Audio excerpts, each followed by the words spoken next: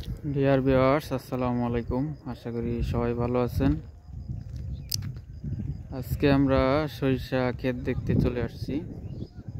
অনেক সুন্দর একটা জায়গা। এটা আমাদের জামালপুরে আপনাদের সুপরিচিত জায়গা। এটা হচ্ছে রৌমারী বিল। বৃষ্টির সময়, পানির সময় এর পরিবেশটা আরো সুন্দর। এদিক দিয়ে পুরাটাই পানিতে থাকে। এটা হচ্ছে একটা প্রাইমারি স্কুল। দেখতে পাচ্ছেন এই সামনের যে অংশটা আপনারা দেখতে পাচ্ছেন, এটা পুরোটাই পানিতে থাকে। তো এখানে আসলে সরিষা ফুলের যে ঘ্রাণ, আসলে একদম অসাধারণ একটা ঘ্রাণ। আপনারা চাইলে আসতে পারেন। শুধু চারিদিকে হলুদ আর হলুদ সরিষা ক্ষেত। খুবই মনোমুগ্ধকর একটি পরিবেশ।